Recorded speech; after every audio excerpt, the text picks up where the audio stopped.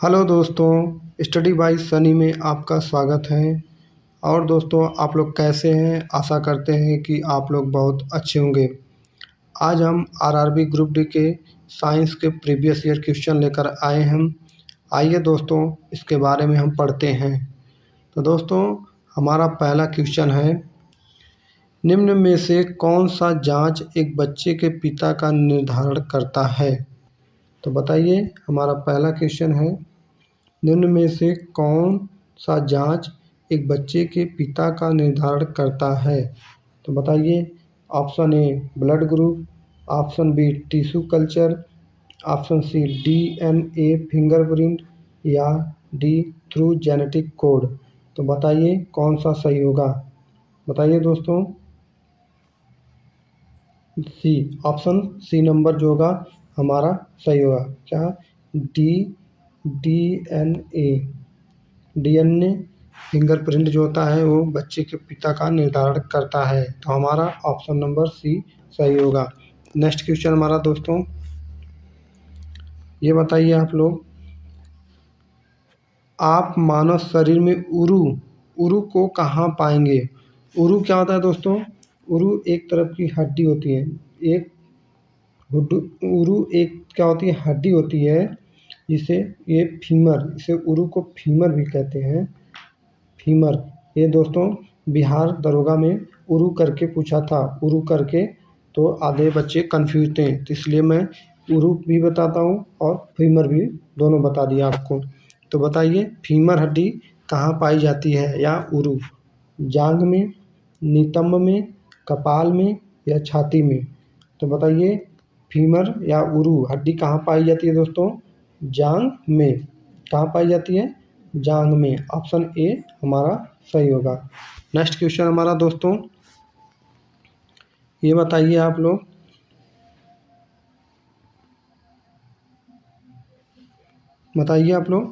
भूमि के अपमार्जन में योगदान देने वाले जीव निम्नलिखित में से कौन सा है? भूमि के जो होता है दोस्तों, भूमि में जो उर्वरकता की मात्रा को बढ़ा देता है, तो कौन सा जीव होता है दोस्तों? इसे इसे दोस्तों किसान का दोस्त भी कहा जाता है। तो कौन सा होगा दोस्तों?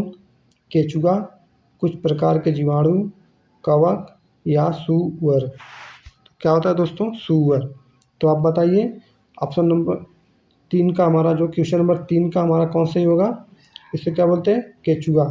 केचुआ जो होता है ये दोस्तों, ये भूमि की उर्वरकता को बढ़ा देता है और किसान का तो दोस्त कहा जाता है।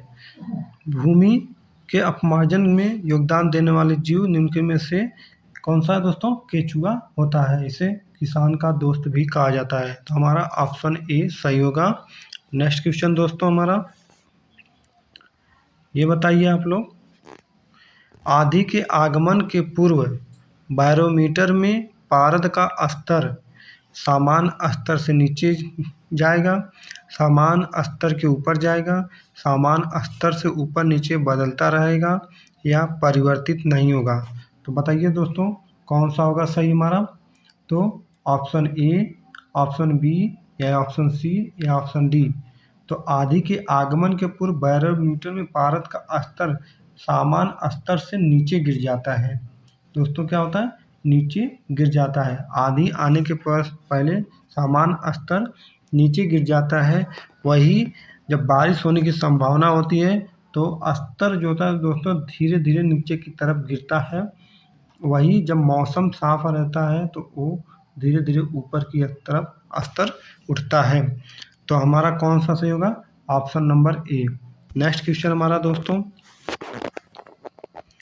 ये बताइए आप लोग, जस्ते से लेपित लोहा कहलाता है, जस्ते से लेपित लोहा कहलाता है पिटवा लोहा, ढलवा लोहा, इस्पात या जस्तेदार लोहा?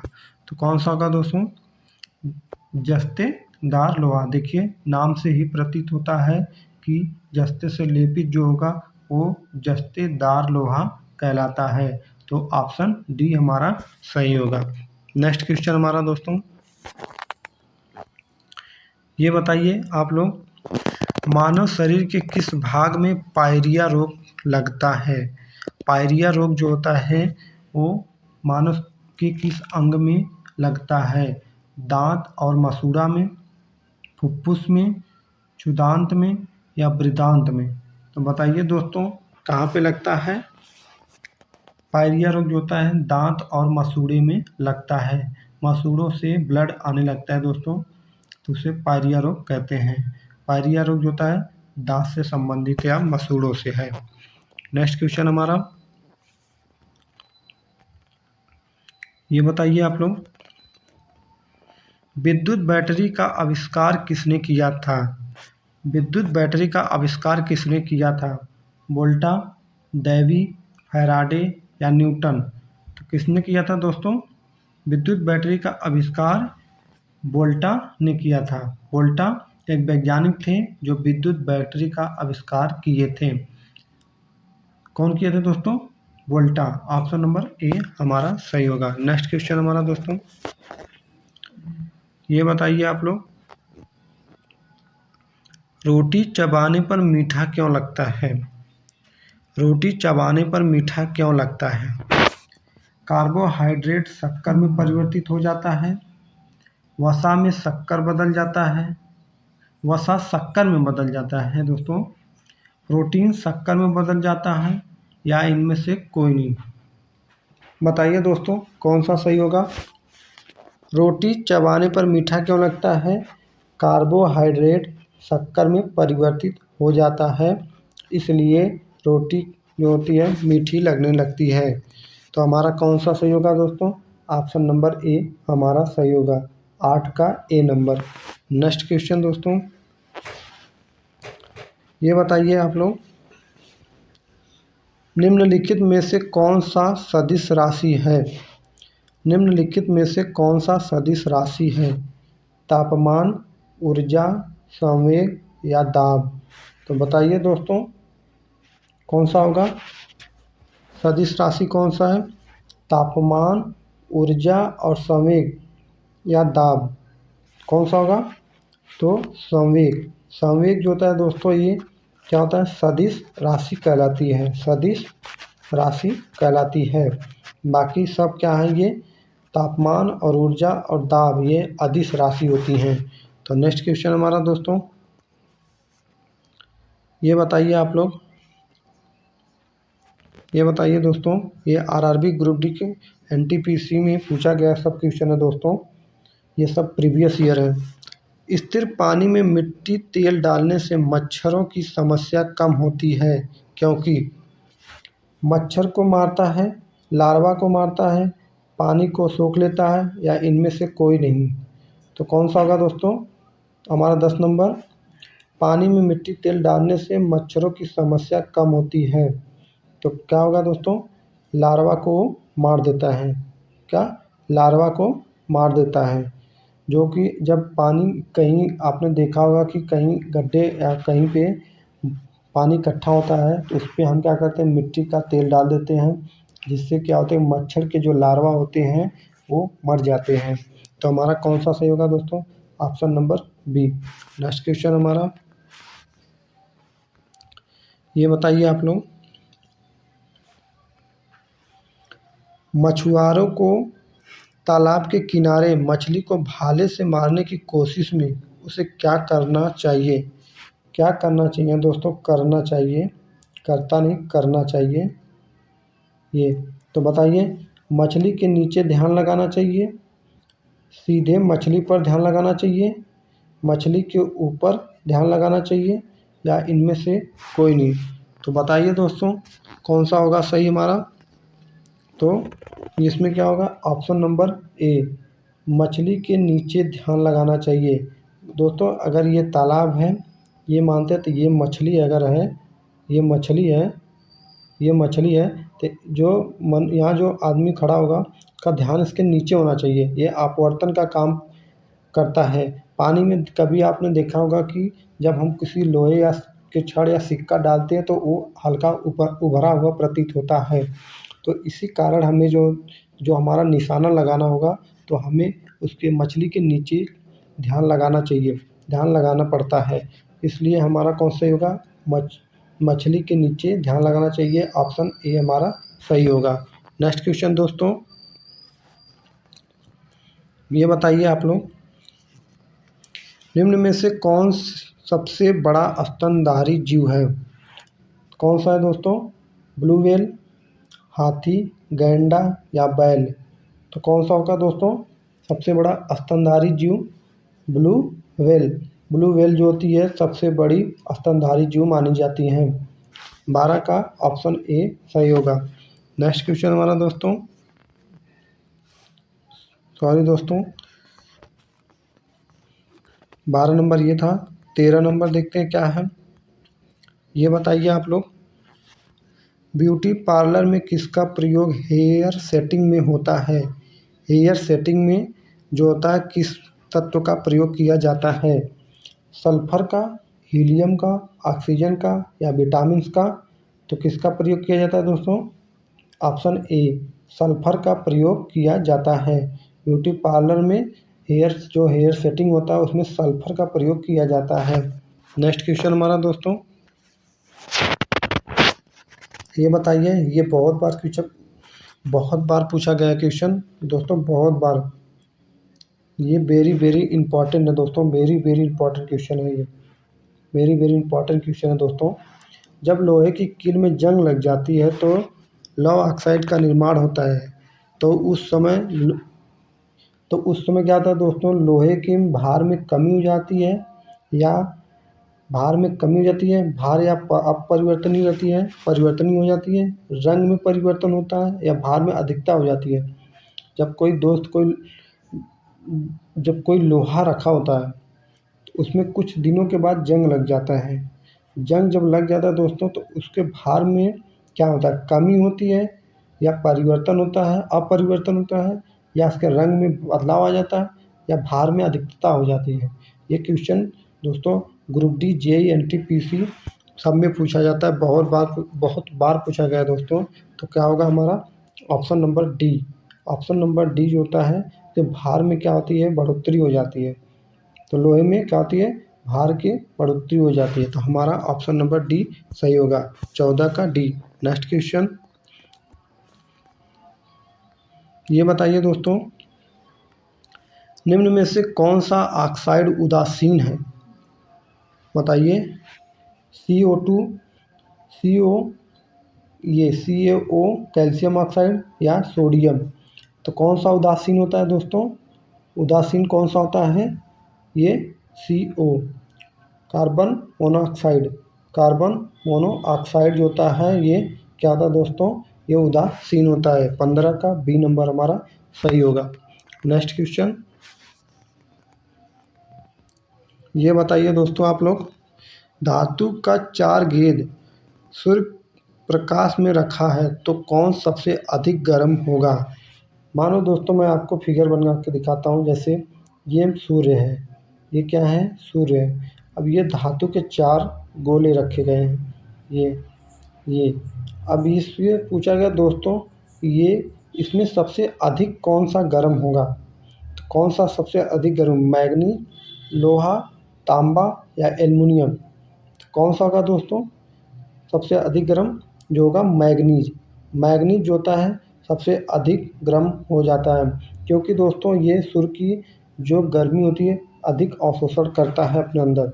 तो कौन सा होगा, ये मैग्नीज जो होता है ये हमारा ऑप्शन नंबर ए सही होगा। नेक्स्ट क्वेश्चन दोस्तों,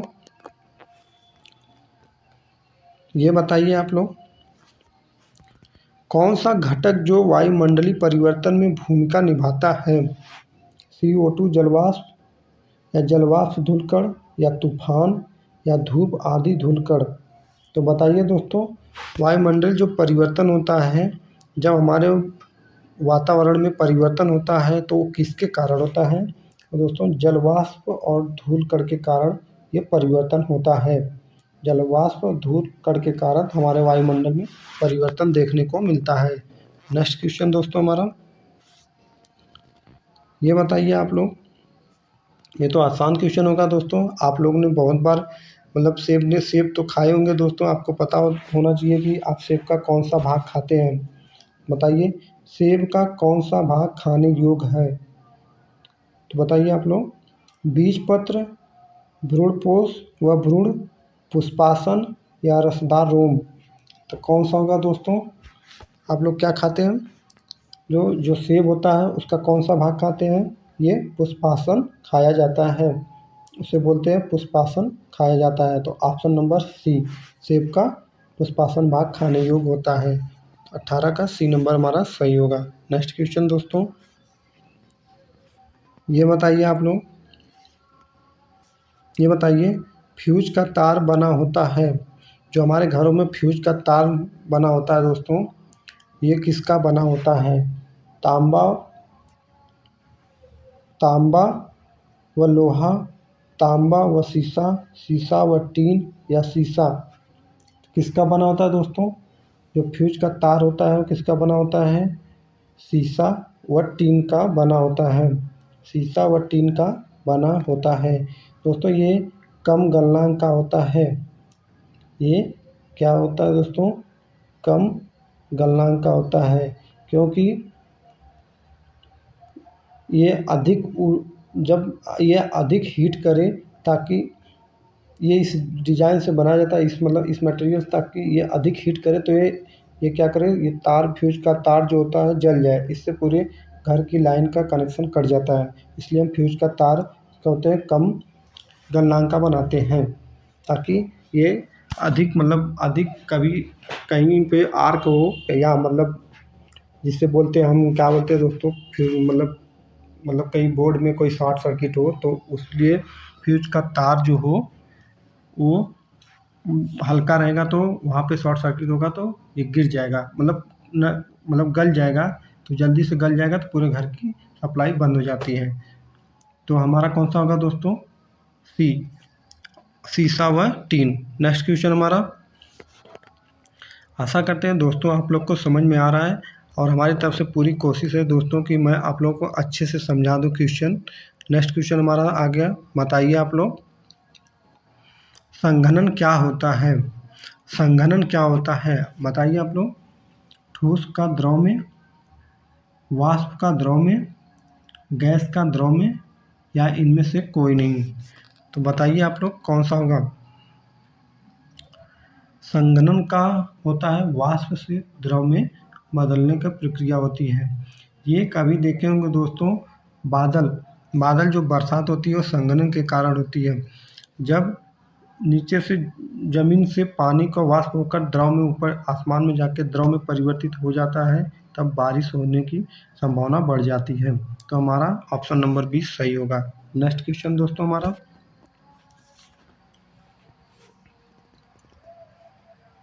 ये बताइए दोस्तों आप लोग, ये बताइए मलेरिया से ग्रसित व्यक्ति के रंग में, मलेरिया से ग्रसित व्यक्ति के रक्त में किस रक्त कणिका की कमी हो जाती है? बताइए आप लोग। प्लेटलेट्स, श्वेत रक्त कणिकाएँ, लाल रक्त कणिकाएँ, रक्त प्लाज्मा। तो किसकी कमी से जो मलेरिया रोग होता है दोस्तों, मतलब मलेरिया रोग से जो व्यक्ति ग्रसित होता है उसके ब्लड में कौन सा ब्लड के अंदर कौन सी कणिकाएँ जो होती हैं उसकी कमी हो जाती है, ये पूछा गया है। तो किसकी होती है दोस्तों? ये लाल रक्त कणिकाएँ की कमी होने लगती है मलेरिया रोग में। ये जिसे बोलते हैं आरबीसी, क्या बोलते हैं? आरबीसी की कमी होने लगती है। तो हमारा ऑप्शन नंबर सी सही होगा। नेक्स्ट क्वेश्चन दोस्तों, ये बताइए आप लोग, लाल रुधिर कण का आकार होता है। देखिए रुधिर से 2 क्वेश्चन आ गया दोस्तों। लाल रुधिर कण का आकार होता है जिसे आरबीसी बोलते हैं। बताइए, गोलाकार, उत्तलाकार, अनियमितकार या द्विअवतल? तो बताइए क्या होता है दोस्तों? क्या होता है कि दोस्तों ये देखिए, ये बीच में पतला होता है और किनारे पे क्या होता है, मोटा होता है, किनारे पर मोटा होता है। तो ये होता है हमारा ऑप्शन नंबर डी, द्विअवतल होता है, द्विअवतल होता है, द्विअवतल। 22 का डी नंबर सही होगा। आरबीसी का जो आकार होता है वो द्विअवतल होता है। नेक्स्ट क्वेश्चन हमारा दोस्तों, ये बताइए आप लोग, मानव शरीर में किस अंग में हड्डियों की संख्या अधिक होती है? बताइए किस में होती है? मानव शरीर में किस अंग में हड्डियों की संख्या अधिक होती है? अंगुली में, मस्तिष्क में, छाती में या कशेरुकाय में? तो बताइए आप लोग किस में होती है? 23 का हमारा जो होगा ऑप्शन नंबर ए, अंगुली में क्या होती है? अंगुली में हड्डियों की संख्या अधिक होती है, तो ऑप्शन नंबर ए हमारा सही होगा। नेक्स्ट क्वेश्चन हमारा दोस्तों, ये बताइए दोस्तों, शुष्क बर्फ किससे तैयार की जाती है? शुष्क बर्फ किससे तैयार की जाती है? शुष्क बर्फ आप लोगों ने देखा होगा दोस्तों, जब कभी आप शादी विवाह में जो धुएं की तरह वो जब उड़ाते हैं तो वही होता है शुष्क बर्फ। शुष्क बर्फ तो किसकी बनी होती है वो दोस्तों? कार्बन डाइऑक्साइड, हीलियम, जल, नमक। तो किसकी बनी होती है दोस्तों शुष्क बर्फ? वो होती है कार्बन डाइऑक्साइड। कार्बन डाइऑक्साइड जो होती है इसकी बनी होती है, जिसे CO2 कहते हैं। CO2। 24 का हमारा ए सही होगा। नेक्स्ट क्वेश्चन हमारा दोस्तों, ये बताइए आप लोग, ये मेरा अंतिम क्वेश्चन है दोस्तों, खाद्य ऊर्जा को हम किस इकाई से माप सकते हैं? जो खाने वाली जो हमारी सामग्री होती है दोस्तों, उसकी ऊर्जा को हम किस इकाई से नापते हैं? कैलोरी से, केल्विन से, जूल से या अर्ग से? तो बताइए आप लोग, जो खाद्य ऊर्जा को हम मापते हैं उसे हम कैलोरी में नापते हैं। किसमें? कैलोरी में नापते हैं। केल्विन का मात्रक होता है दोस्तों तापमान का मात्रक है, ये तापमान का मात्रक जो होता है केल्विन। वही दोस्तों ये जूल जो होता है ऊर्जा का मात्रक होता है, ऊर्जा का मात्रक जूल होता है। तो हमारा कौन सा सही होगा दोस्तों? ऑप्शन ए हमारा सही होगा। 25 का ए नंबर कैलोरी। तो आशा करते हैं दोस्तों आप लोग को समझ में आया होगा। हमारे चैनल को दोस्तों लाइक, सब्सक्राइब, शेयर करिए और सपोर्ट करिए। धन्यवाद।